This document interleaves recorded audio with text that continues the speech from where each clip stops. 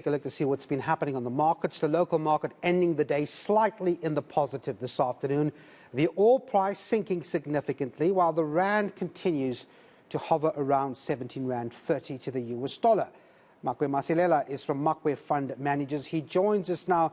Makwe, let's just start with the markets. I mean, we've seen that oil price slip down quite significantly. Good news for consumers, maybe not so good news for the world economy because the less oil you need indicates that the economy is not turning as fast as it should.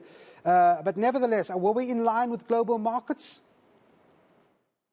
Definitely we were, Devin, and given that at some point ourselves and global markets were up nicely, showing some serious rebound, but later we gave up some of these gains, but fortunately, as you said, we managed to close in the green. But yes, when it comes to oil prices, it's a question of, yes, we know that people are worried about the global oil demand because they think it might be slow or it might just be thin, given that the global economies might be slowing. And also we saw OPEC cutting, their supply by almost 100,000 barrels per day.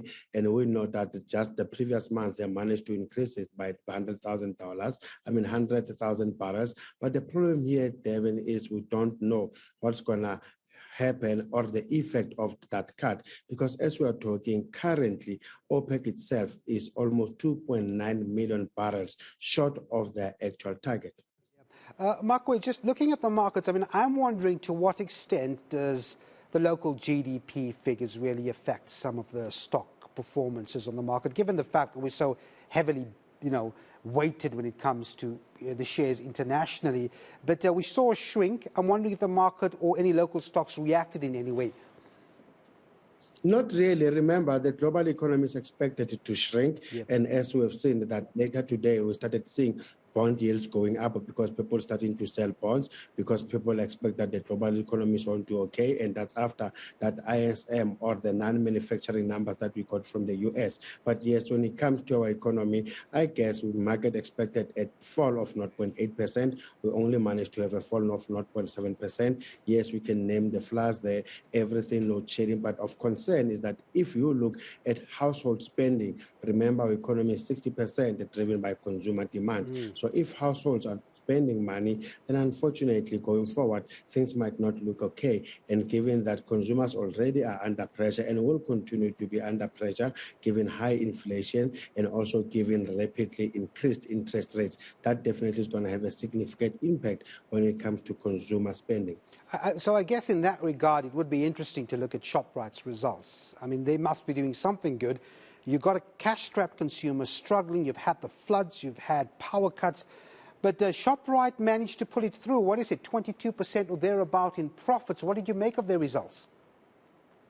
I think the results are very decent, given that they're coming from a very high base. Yeah. Group sales up almost 9.6%. But if you look at the core or the basic headline earnings per share up almost 10.2% and dividends increased by almost 10.2%. But sorry, the basic headline earnings per share up 10.3%. Devin, what's of importance here, it shows that SA consumers or most of our people continue to spend more than 50% of their money on food. Look at USAF itself, which accounts for almost 52.8% of the group sales.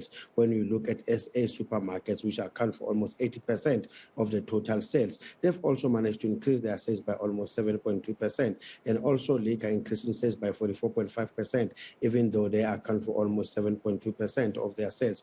But yes, consumers will continue to spend money on food. And also Shoprite, they're also starting to have a serious impact when it comes to the higher LSM. They're eating some of Woolworths large because now you've got people also starting to buy Shoprite instead of Woolworths.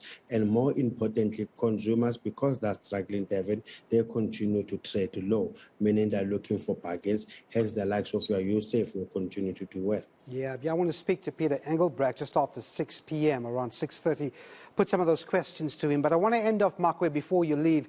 Look, I've seen this rand stay around 17 rand 30 cents to the US dollar. It's been a few days now.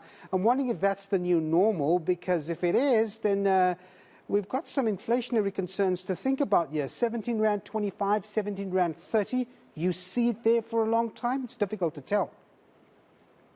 It's possible that it will stay there, for such a long time. And basically, all we're doing, we're just importing inflation if the rand continues to weaken. But it's all because of a stronger US dollar, because the US economy is expected to continue to grow better than other economies and also continue to increase interest rates. So that interest rate differential will continue to benefit the US dollar. All right. I'm going to leave it there, Makwe Masilela from Makwe Fund Managers. Thanks very much indeed for your time. Let's take